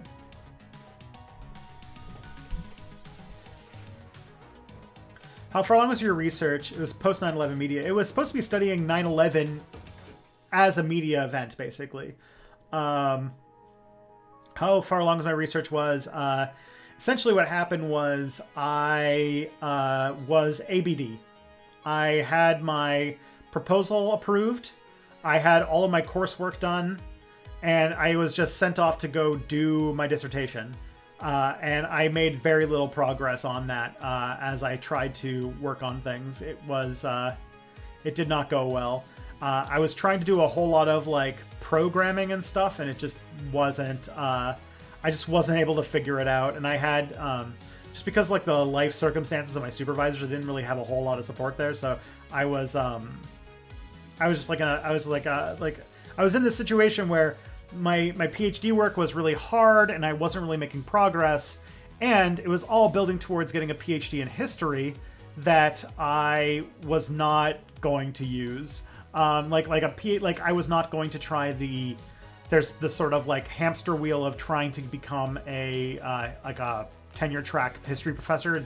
I had no desire to fight the system that hard. And yet, so there was that aspect. And at the same time, Step Back was doing really well in 2017/2018. And I was like, this is very close to being a full-time career thing. And so I was like, if I can just, tough it out for a little bit, I bet I can get to a full-time income. And I did for a number of years. 2019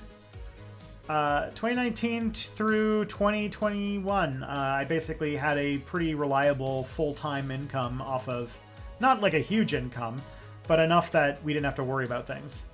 Now my income's almost like dropped by a half, 2/3 or something like that because in 2022. So, or it's either it's dropped in half, and at the same time everything got like 3 times as expensive. So I'm gonna have to make some assessments if things don't change in one way or the other in the next year or so.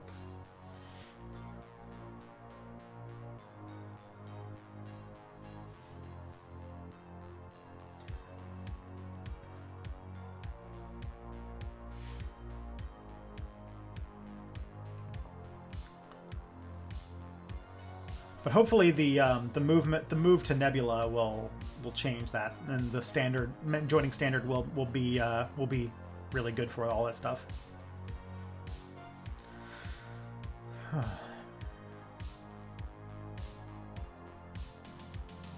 Oh yeah, ABD stands for all but dissertation, which means that I had finished pretty much everything except the dissertation.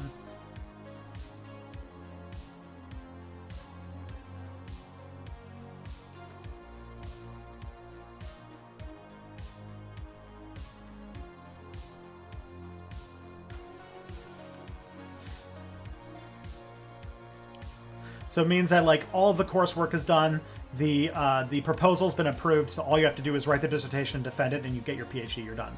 Like I dropped out at the end of my 3rd year of a 4-year PhD. But also, to be fair, I made almost no progress on my dissertation that entire year.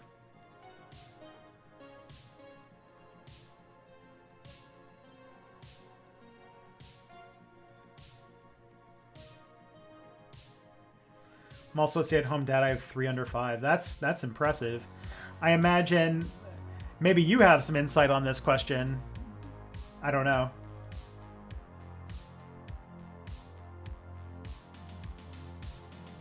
Is there like do you get like some like patriarchal pressure or feelings of inadequacy because you are doing domestic work instead of being the person who makes the money? I mean, it's kind of funny that I'm the only dad who goes to books for babies and stuff like that, but at the library. But you know, it doesn't bother me much.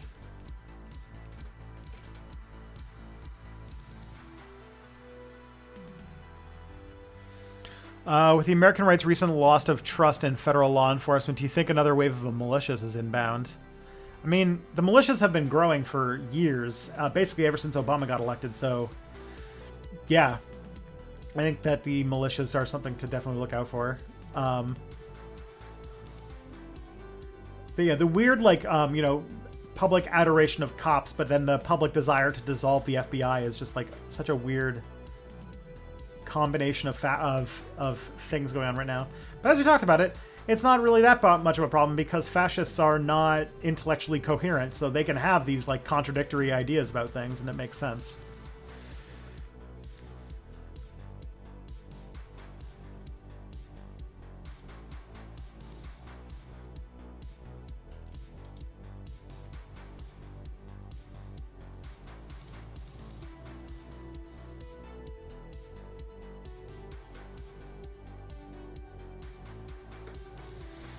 Trying to get childcare though, so just because there's one income isn't cutting it. Yeah, I'm basically doing that now. We we hire a babysitter for about 10 hours a week, and to pay her properly basically costs all of the money that I make through Step Back.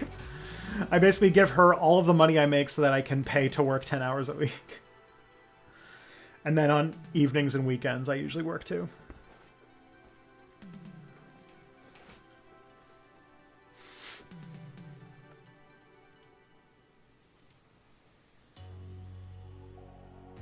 It's a tough situation to be in. Things will change a little bit next year when he goes to daycare, and I'll have a bit more time. That hopefully that extra time can be used to make new things that make money. But that's not where. This is, we'll just have to ride it out for the next few months. Obviously, we have some stuff. We have some stuff saved up though for it, so we should be okay. Don't worry, I'm not like facing any crises anytime soon.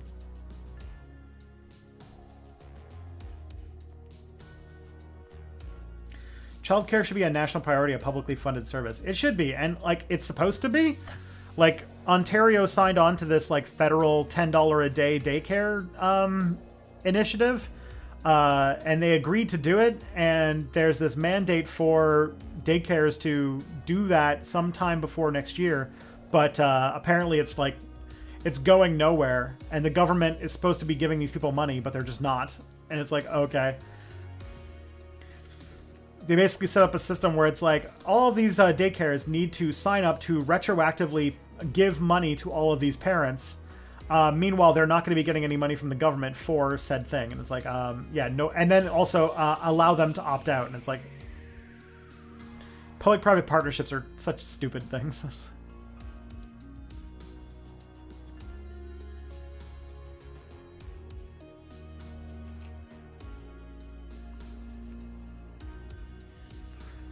Have any assholes said why you need a babysitter or daycare? You work from home.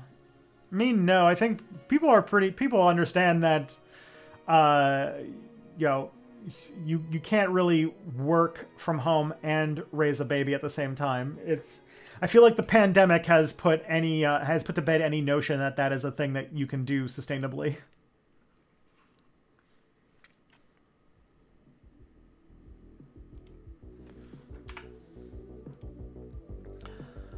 All right. How does the level of angst amongst right-wing extremists these days compare to the level of angst during Waco/Ruby Ridge?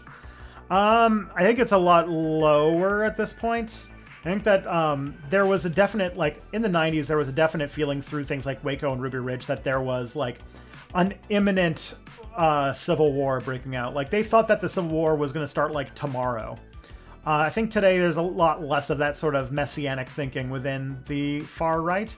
Not that it's not there. It's just that I don't think they're necessarily convinced that tomorrow the war is going to start, that kind of thing.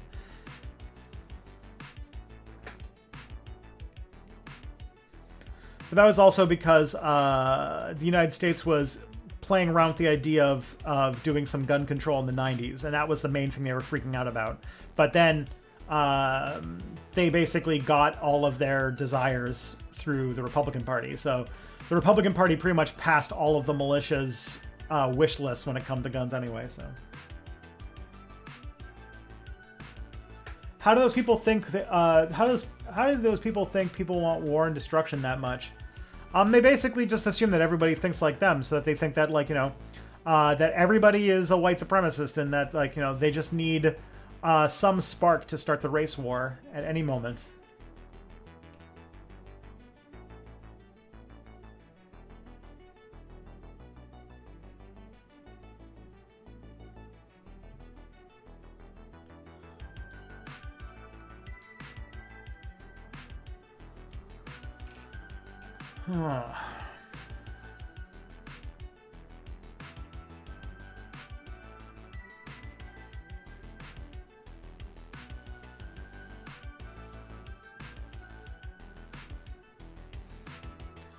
All right.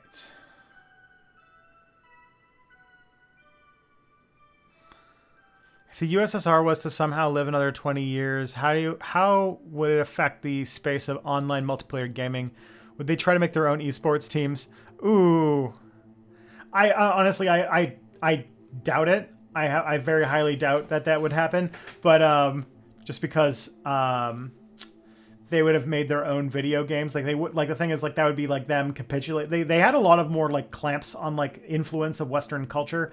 So they wouldn't have imported European video games. They would have they would have been they would have had esports for their own self-made video games. That would be, I don't know what they would be like.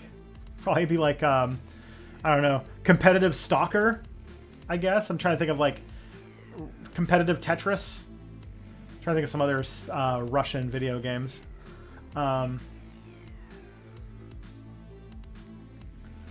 Because aren't like Russians really into like those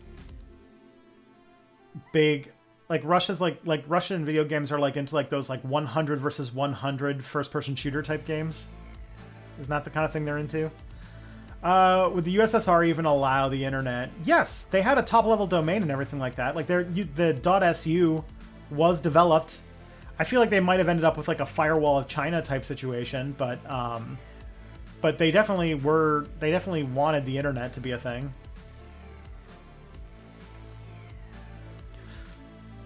We'll see if next season of For All Mankind they deal with what the Soviets are like in the early 21st century with like cell phones and stuff. I'd be curious about that.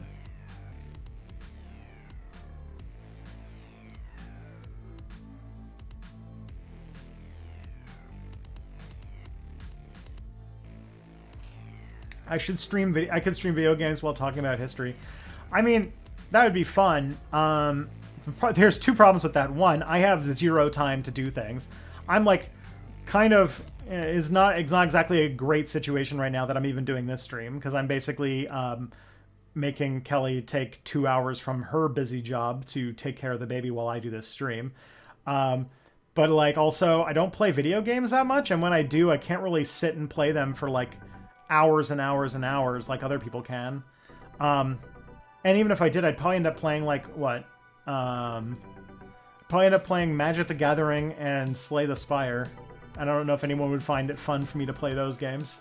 Because I'm also, oh yeah, there's the third thing about that, which is that I am actually very, very bad at all games. I am terrible at games. I am absolute hog shit at basically every single game that I've ever played.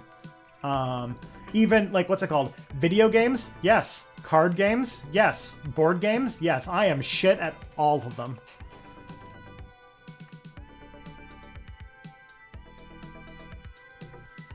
Like almost supernaturally so. I think I mentioned, I don't know if I mentioned this on stream, but I was in chess club in high school that I actually finished 3 years in chess club with a 0-71 record.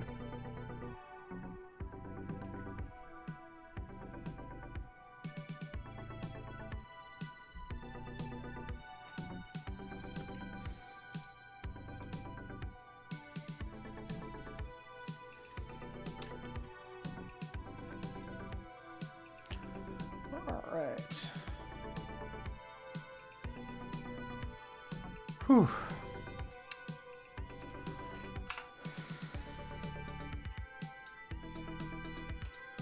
Fascists prevented the internet from existing because they were afraid what people would post on it. I mean, probably not wrong.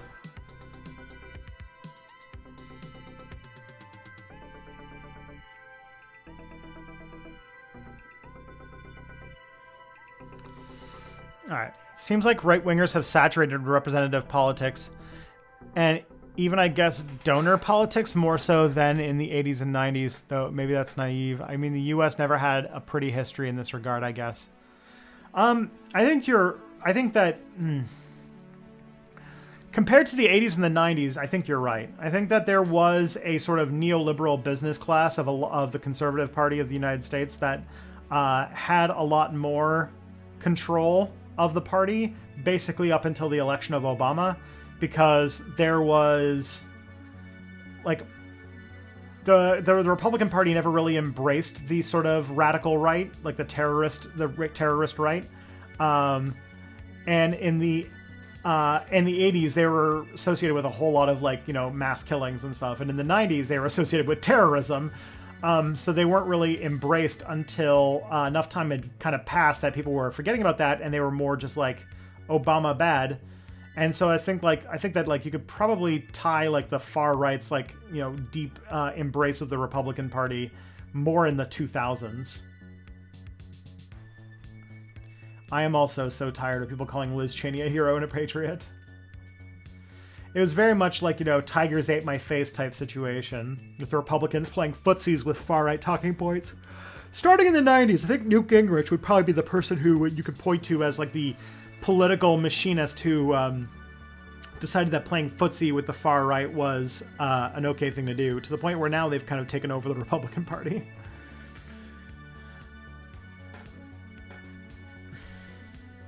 If you can tough out 0 and 71, then you really were built for grad school. Yeah. But here's the thing. I never got better. That's the problem. That's with me in games. I never actually improve at any of the games. I just keep being bad at them.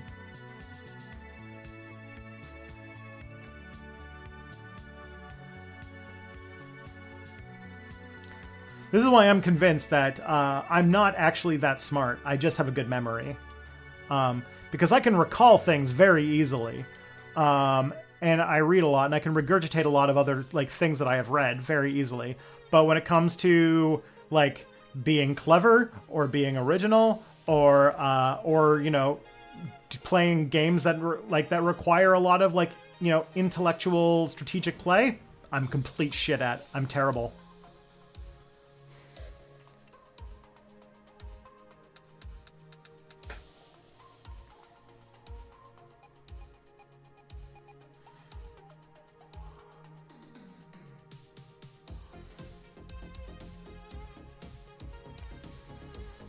Yeah, the USSR had massive literacy programs. Makes no sense to wonder if they would have allowed the internet. Yeah, they definitely would have. It just would have been... It'd probably be something like what China has now.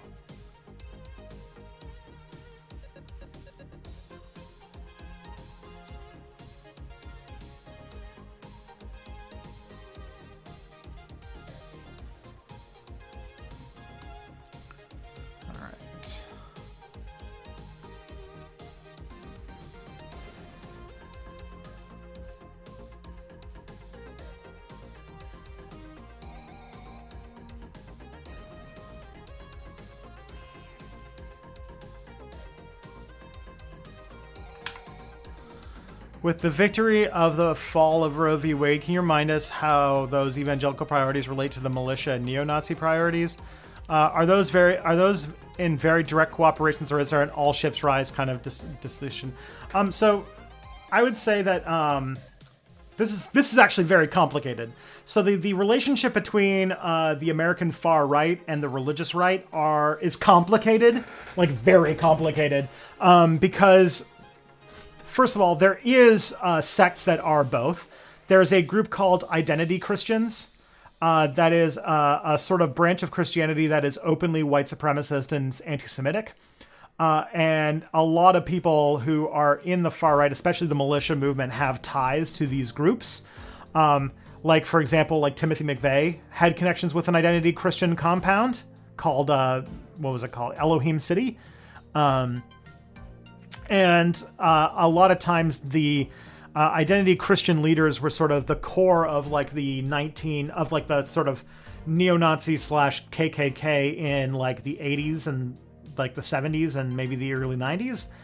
But in this sort of modern era where there's sort of like this new right that is this mix of a sort of group of white men who have been radicalized through Gamergate and stuff like that, meeting with like this militia movement, and this only place where they really like ran into each other was through the Proud Boys. Basically, that's sort of the Proud Boys' thing, is like the internet far right meeting the sort of other far right. That has been a complicated thing, and a lot of those like kind of very Christian white supremacist leaders from yesteryear are actually not that big of a... Their role in the movement is actually kind of small today. Like Louis Beam and like David Duke and all them like aren't really taken that seriously in these movements anymore. And a lot of the people who have been radicalized through like Gamergate and stuff like that are not particularly religious. They're mostly motivated through like misogyny and racism than religion. And there are also members of the far right who have taken their anti-Semitism to the point where they think that Christianity is too Jewish. So there is like a sort of like Volk, like, you know, Odinism part of the far right that tries to bring like a truly like white European religion by trying to revitalize sort of Norse paganism and stuff like that. But there is also a contingent that is like, you know, very evangelical, very Christian. And their goals don't align on everything, but they align on enough things that even the more, and this happens a lot with like the right wing, even if they're not working together, their goals align enough that if they just don't complain super loudly when the terrorists do terrorism, they can move towards the same goals without actually publicly associating with each other, if that makes sense.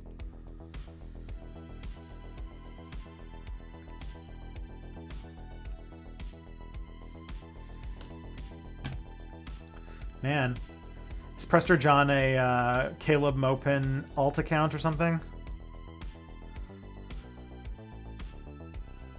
I don't know. That was probably me, and I apologize. I wouldn't want to say that you're Caleb Mopin. Nobody wants to be that.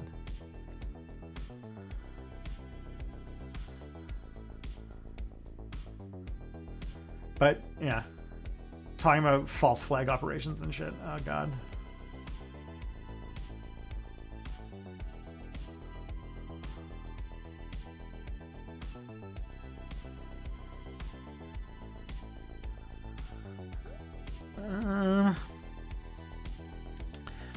Have I encountered Jared Yates Sexton's work? I find both of you helpful for what it's worth. I haven't heard of Jared Yates Sexton. Let me Google this guy.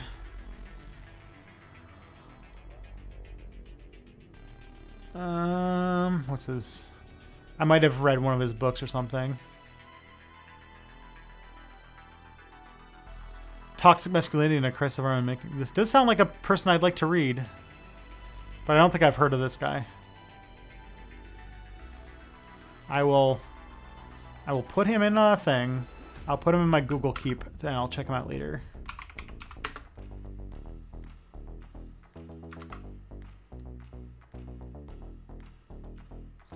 I think I've decided this morning that I'm going to make a video on the Lyndon LaRouche movement and the sort of like weird conspiracy world.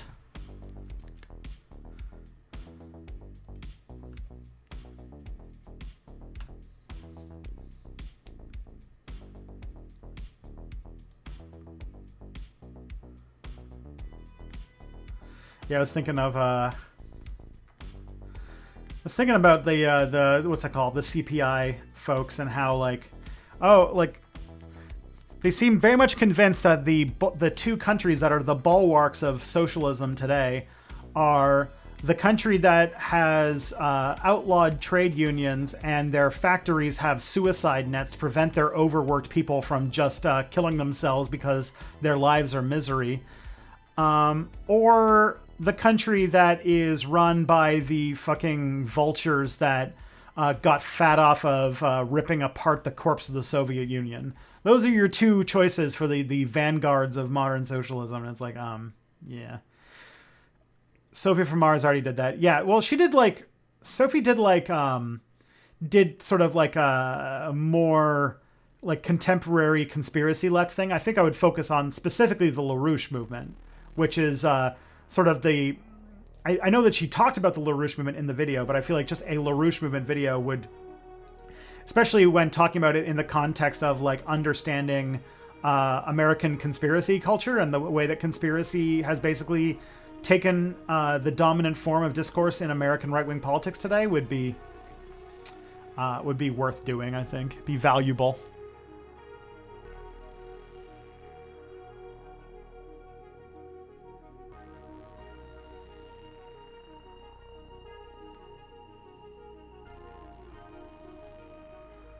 All right, it is almost 2 o'clock, and I have to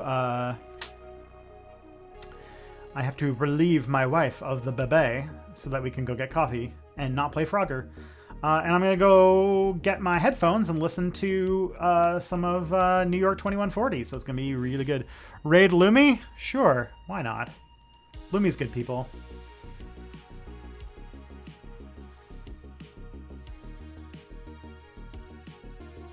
All right, everybody. I'll be back next week. Take care of yourselves. Take care of each other. Be good, be kind, and I'll see you guys again. Peace.